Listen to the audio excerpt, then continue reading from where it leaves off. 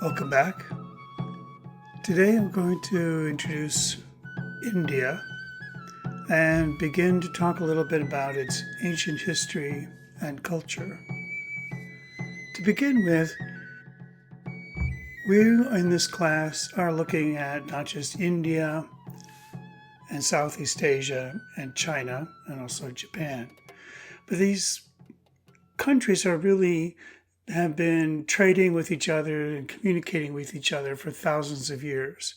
And so it's important when we look at one country like India, we can see that a lot of the ideas that have sort of begun in India have found ways of migrating and merging with other cultures in the region. And that these three different areas have kind of shared and communicated throughout their history.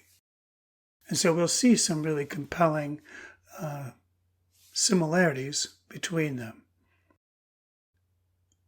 The way that they have been able to communicate over all this time has to do with this, what's called monsoon cultures, these seasons that move, these rains that pour down from the Himalayas north of India and create a wind that drives downward towards Southeast Asia from June to September.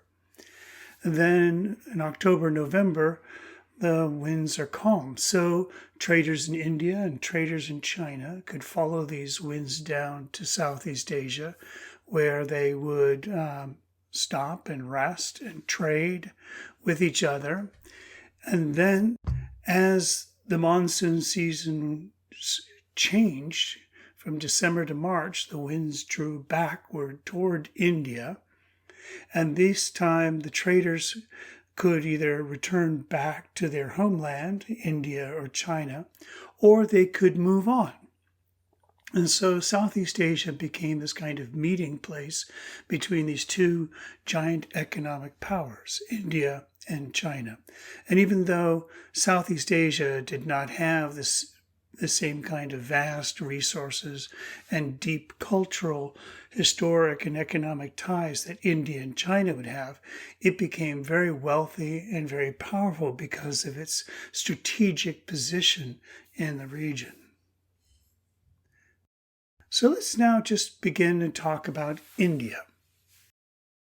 When we talk about India today, we're really talking about a modern country that exists alongside a number of other modern countries: Pakistan, Nepal, China, Sri Lanka.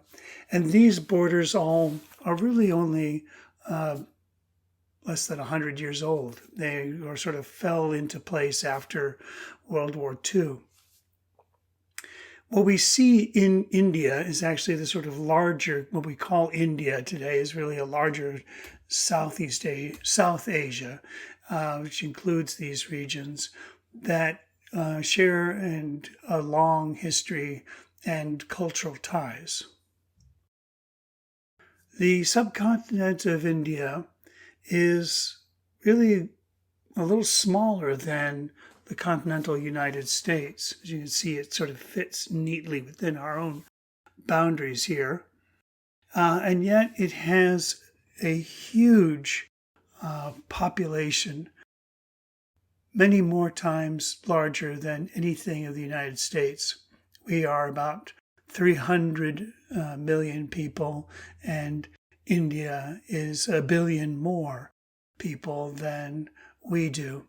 It's incredibly densely packed together on the continent.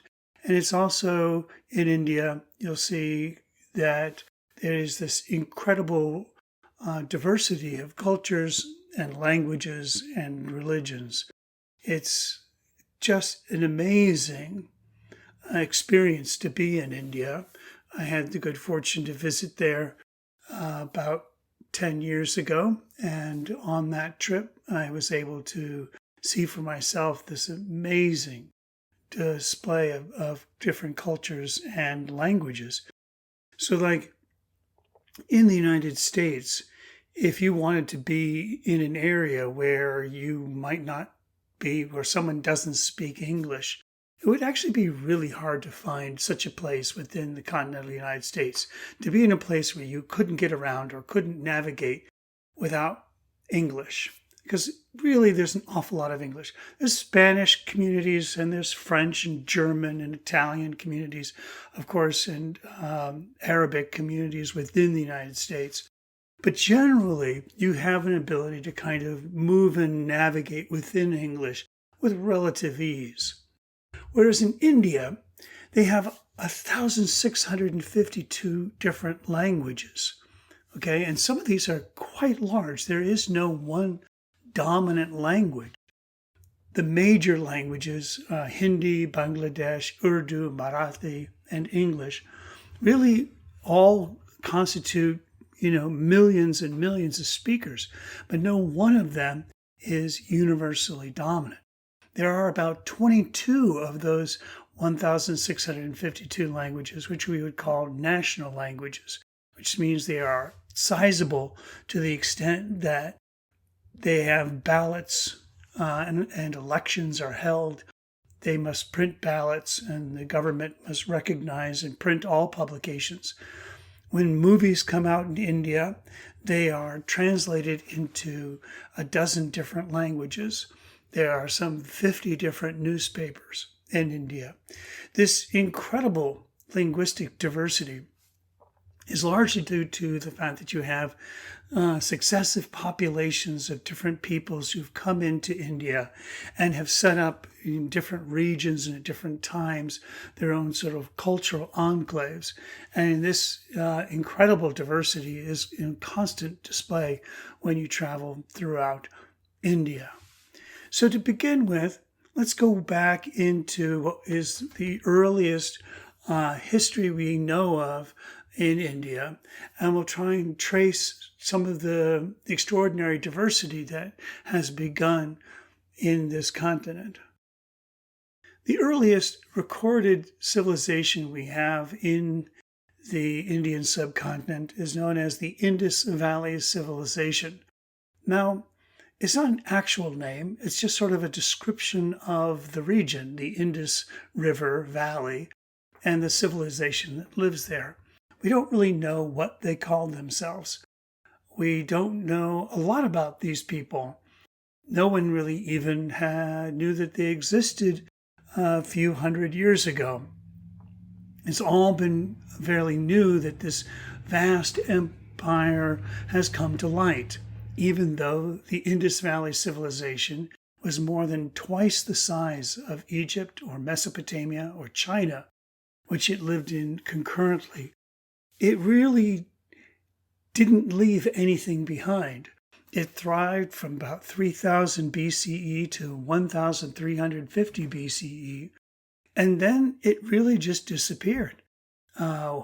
These cultural remains that we have been able to unearth archaeologically are some really compelling information, but we have a very difficult time putting it into context.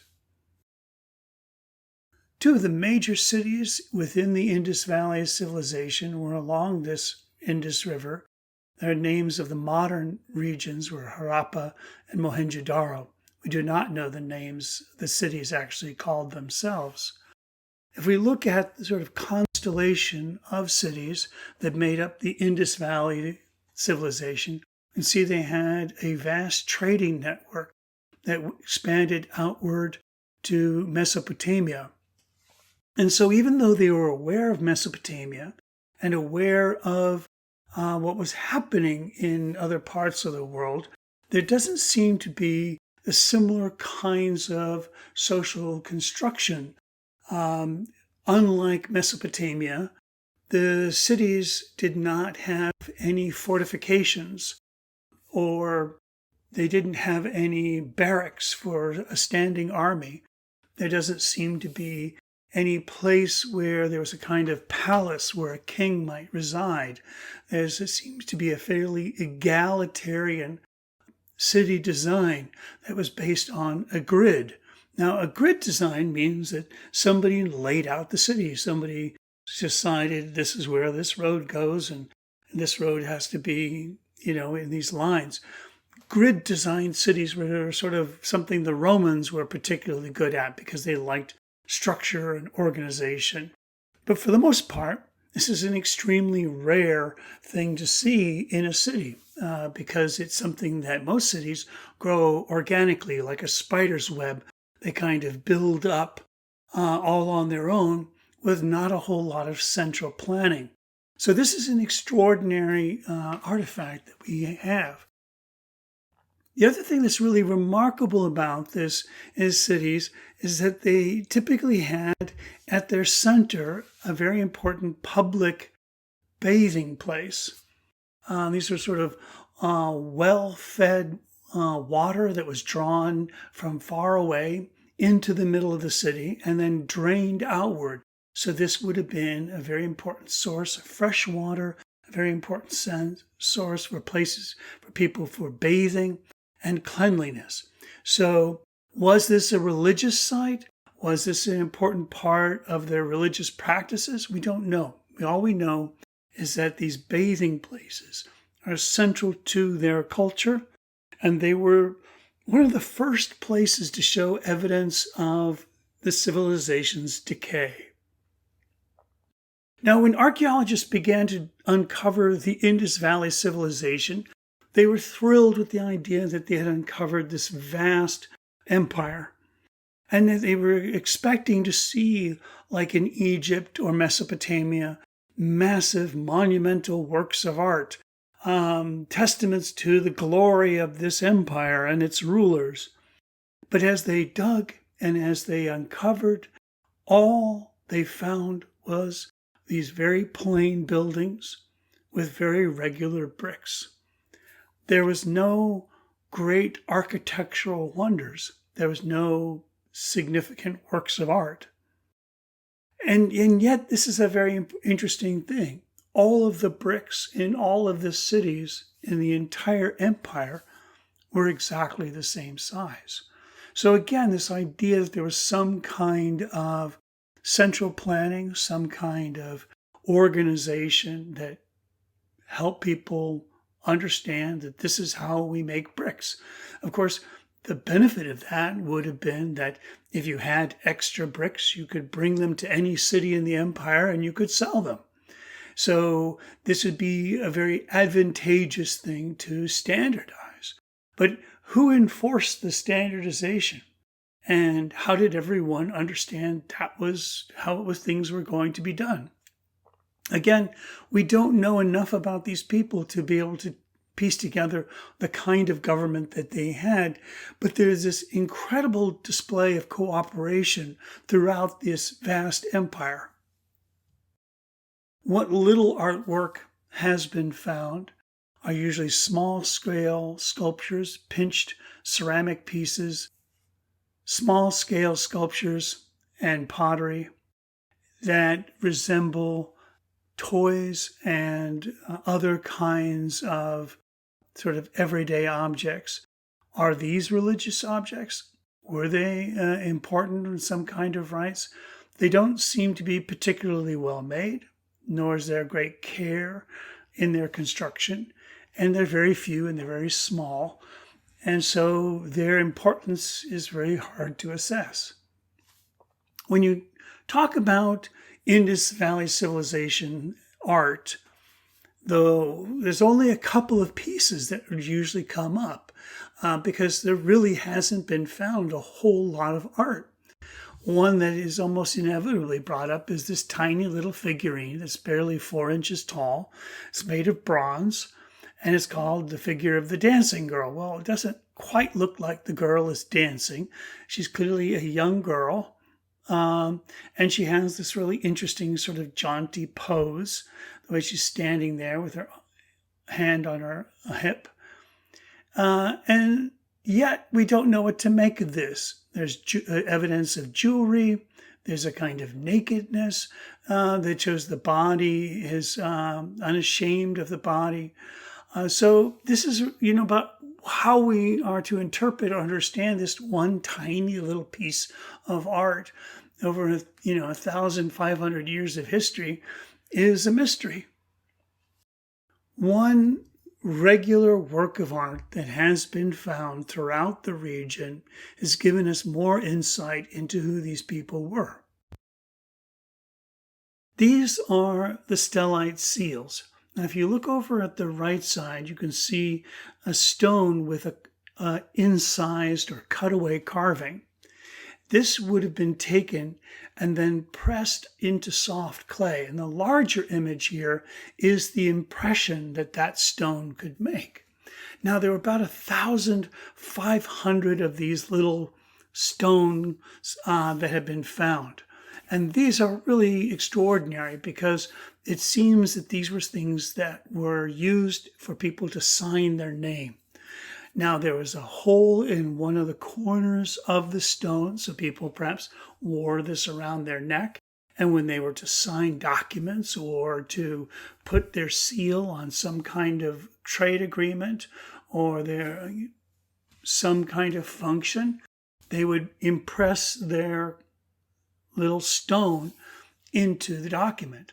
And this is how they would be known. As you look at this, you can see there is a figure sitting cross-legged, and there is a bull, a Brahmin bull with horns, and there's a tiger.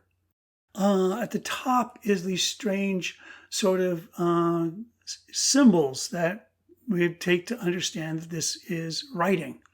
Now, we have evidence that they had a written language, but we do not have any evidence of how to read that language. None of the symbols have been able to be translated reliably in a way that indicates a kind of meaning that we can understand today. And if these are all just proper names, it'd be like trying to translate a phone book. You have all these personal names, but you don't have any articles or nouns or verbs or other kinds of symbols that make up a common language. So with this tiny pieces of information, this is what we know about them. This particular seal is a very interesting one because it has a person on it. Most of the seals we find only have animals on them. This has what looks like a rhinoceros, an elephant, a tiger. And these are symbols in modern day India that have different signification. And people have often pointed to this one seal as perhaps an indication of a kind of religious cult or practices that may have borne out and survived the centuries and become a part of the ancient Shiva cult. We don't know. More on this later, but this is an interesting, compelling piece of evidence. As I mentioned, in 1350 BCE, the Indus Valley civilization collapsed. There's been a lot of theories about what caused the collapse of the Indus Valley civilization. By most modern archaeological deduction, they can say that economic strain that came from the changes in the patterns of the river, heavy floods or droughts, might have made trade along the river difficult, and the sort of connections and the trade connections between these different cities collapsed.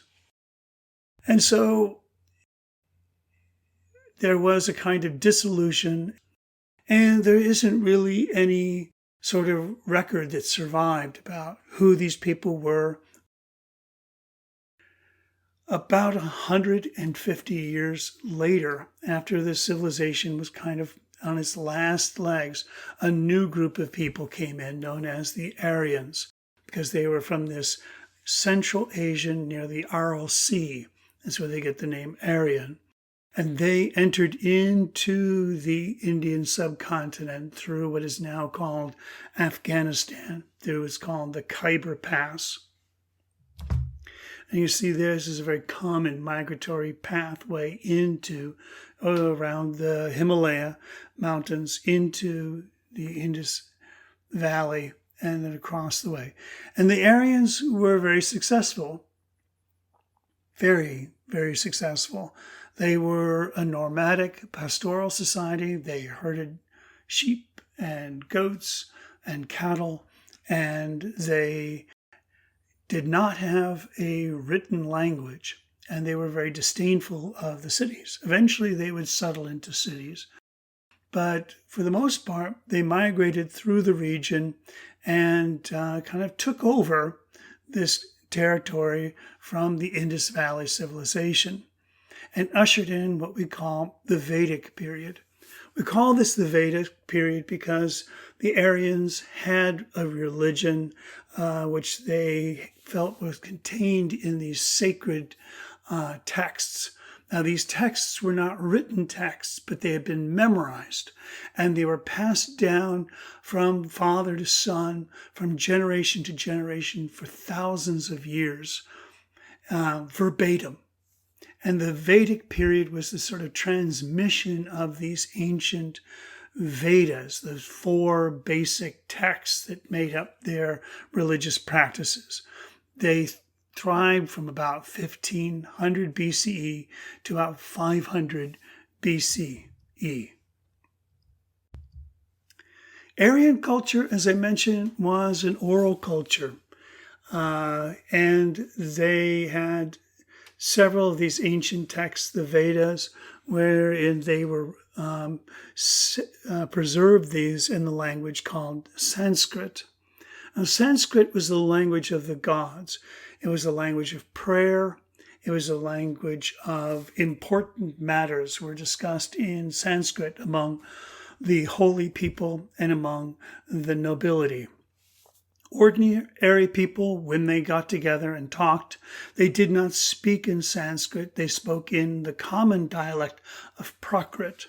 So Prakrit changed, just like all languages change, but Sanskrit, because it was held to a higher standard, was sort of preserved and recorded verbatim, and it was really important to address the gods and to deal with all important matters in this sort of eternal and didactic language of Sanskrit. The Rig Veda is one of these texts, and here we have it written down in a manuscript called Devanagari. So this is sort of what Sanskrit looks like as it's written today, but as it developed a written language in about 100 AD.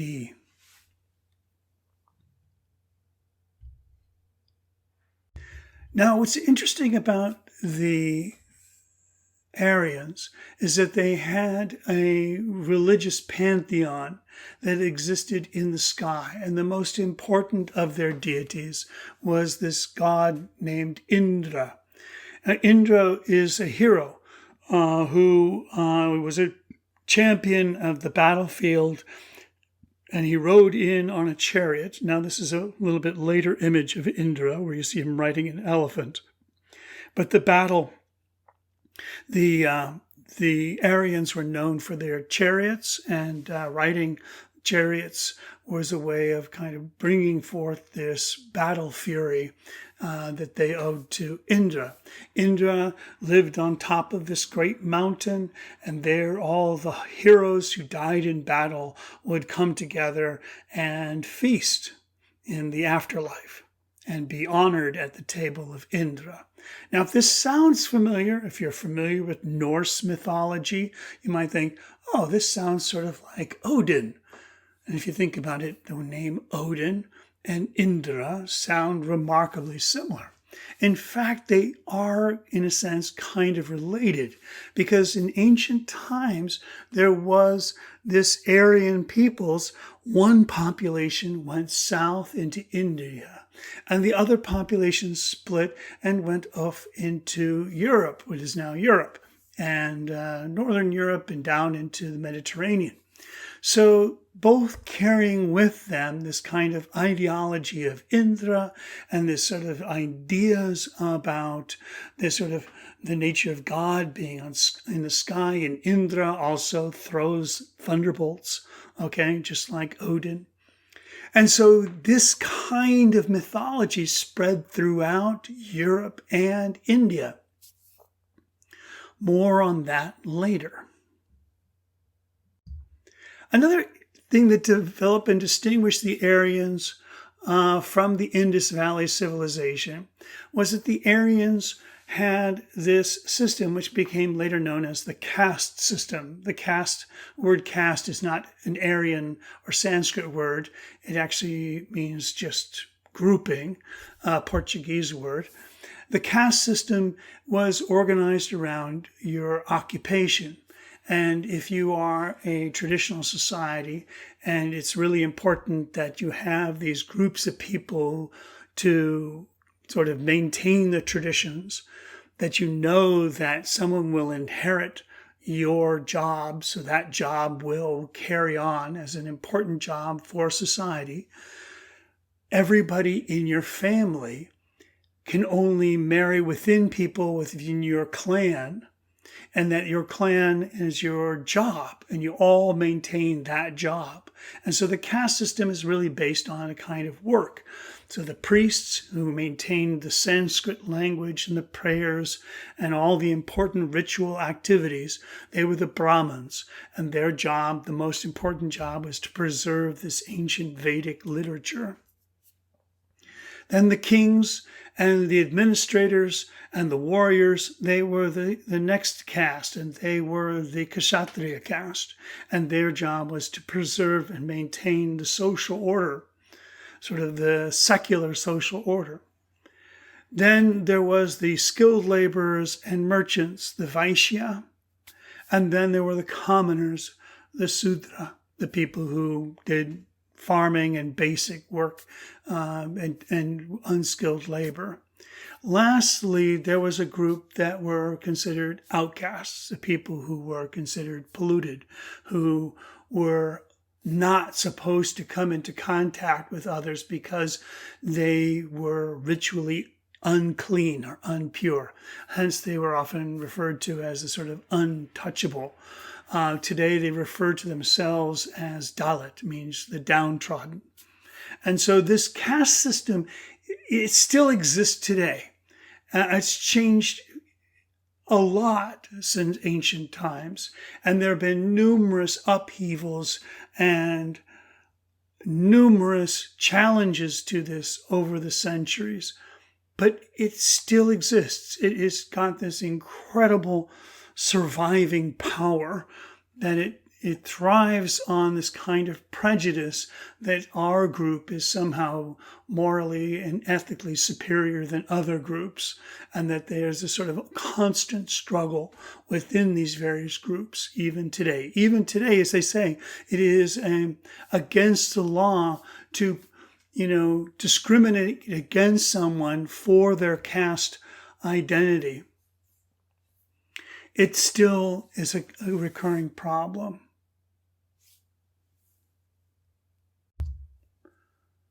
One of the things you may have thought of while I was talking about the Aryans is you may have thought, wow, Aryan, I've heard that word before. And you may have associations with that word Aryan in many different contexts, many contexts. Let me talk a little bit about how the history of the word Aryan came to arrive at new meanings.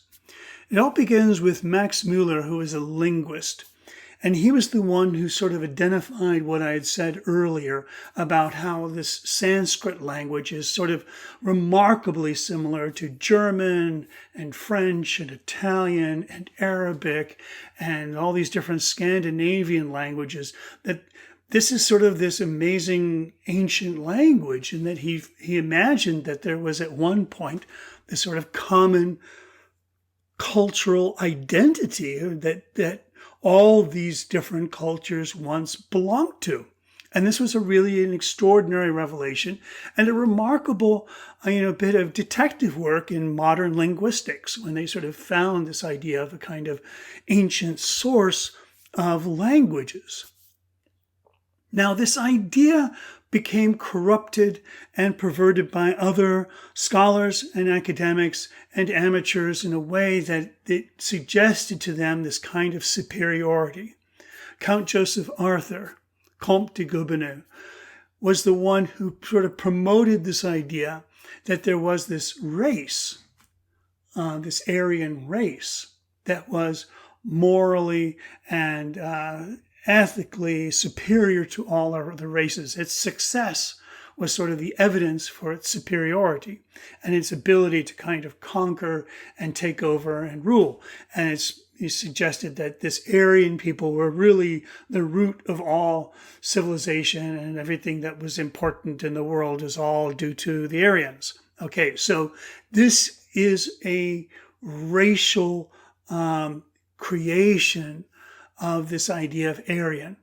The Aryans did not identify themselves by race. They, as I mentioned before, the distinctions that they made had to do with job and occupation. And even in today, it's very difficult to identify one person's caste by the way they look. It has a lot to do with where they live and the kind of names they have. And that's how people usually know somebody's caste.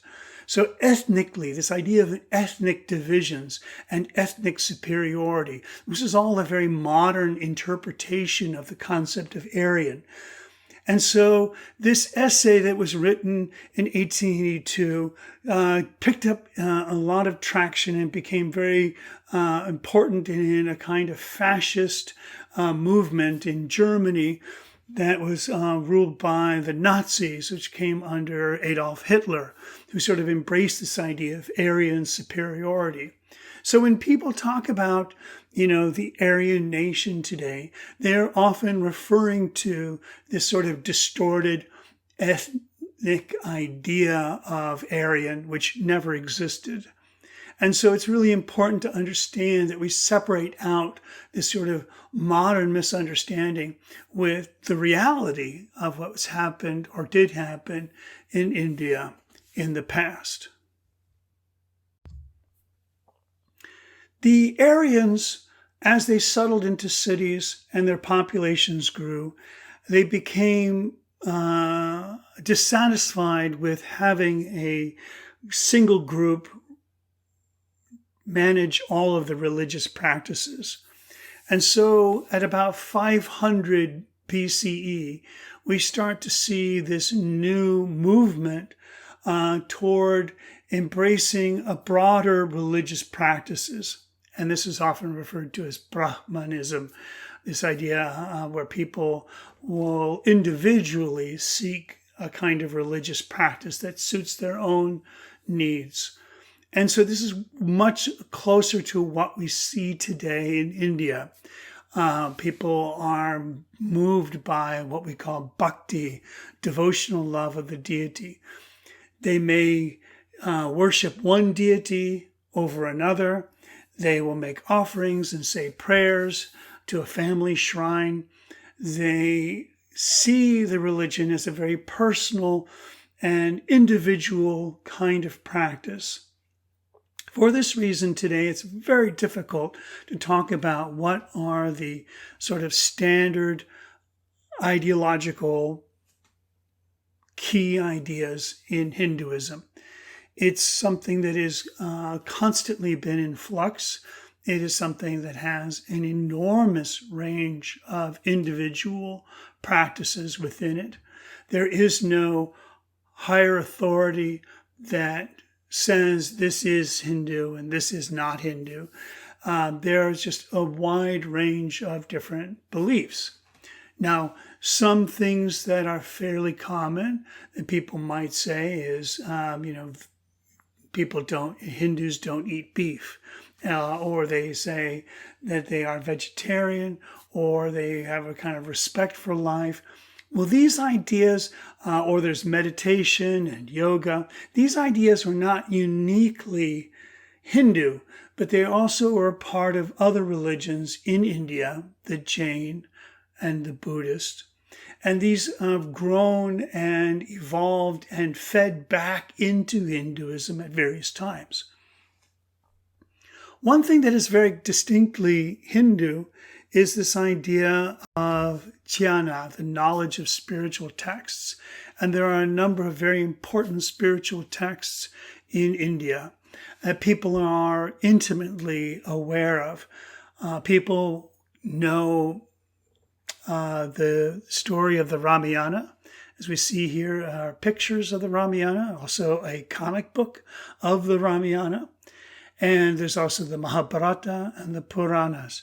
So intimate are people with this kind of knowledge that people regularly watch, movies, television shows, theater performances, music that is deeply steeped in these narrative traditions.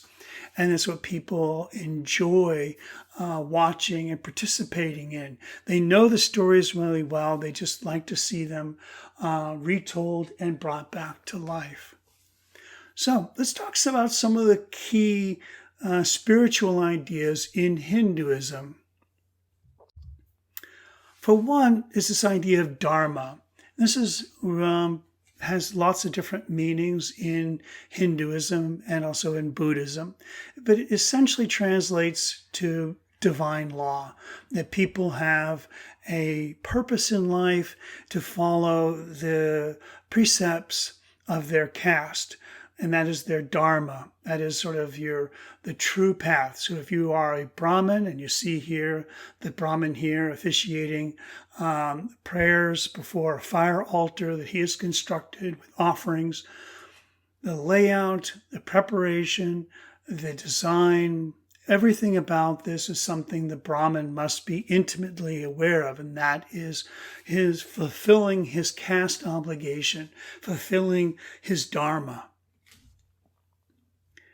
Now, dharma is the ideal that we must fulfill. In reality, what we actually fulfill is something, an approximation of our dharma. And if we're good at it, we have good karma. If we're bad at fulfilling our dharma, we have bad karma. So karma is sort of the collective actions that we actually do.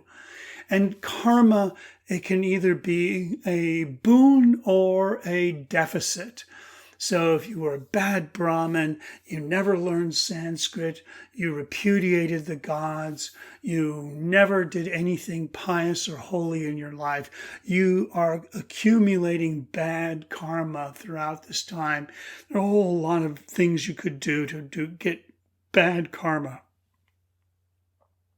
Then what happens is you find yourself in this kind of spiritually negative space, so that when you die, you are not going, your spirit, which lives beyond you, is not going to reincarnate into a higher place. It's going to actually revert back into a lower place. And so bad karma means you are spiritually impure and that you are going to go down this ladder. Good karma means you are going to go up into a more pure state. And this is why people feel justified in their caste, because they felt like in a previous life they must have done something really great, because now they are blessed with this caste obligation. Or if they're in a lower caste, they must have done something really terrible in a past life, and now they're being punished for that action in a past life. So you see how this idea of karma and karmic retribution is something that continues to validate either high caste or subjugate low caste obligations. Ultimately, what people are trying to achieve in Hinduism is this idea of yoga, a union, a kind of spiritual melding of your physical body and your spiritual body. Your spiritual body is going to live on, but while it's in your physical body, your physical body is a repository of your spiritual body, and they need to come together. And so the word yoga, which is like the word to yoke or to bring into union, this yoga is this way of harnessing the physical body to support your dharma and achieve good karma so that when you die, you go into a higher spiritual state. And all these good actions are achieved through this kind of union of the physical and the spiritual. This was a very important idea that was very contrary to Western religious practices, which sort of divorce the body from the spirit. And so many people in the West were really intrigued and fascinated by this idea of yoga, and they went to go study yogic meditation in India. Here is a group of celebrities way back in the 1960s. We have Paul, George, Ringo, and John of the Beatles here in India studying under the Swami Vishkananda, and he is going to teach them about meditation. And this was the way it is even today. There are all kinds of celebrities who are interested in yoga and learning about yogic meditation. And there are all kinds of people, maybe even many people in this class, who have studied yoga in the West. Sometimes it's even completely divorced from any kind of Hindu beliefs and practices, that it's really just a kind of physical exercise. I have done yoga. I find it very beneficial for a sense of balance and calm. And I highly recommend anyone who has the opportunity to check it out. Let's look over some of the main concepts that we've covered in this class. And be sure to review the lecture again if you're unclear about the answers. Question 1. What allowed for sea trade across Asia?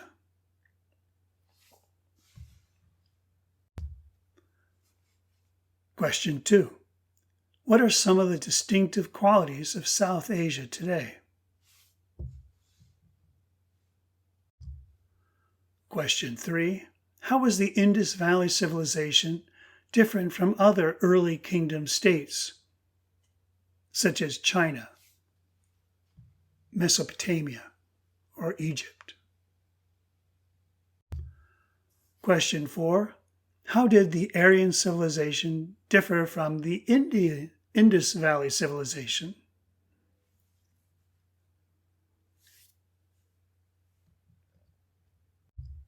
Question 5. What were some of the early aspects of Hindu faith?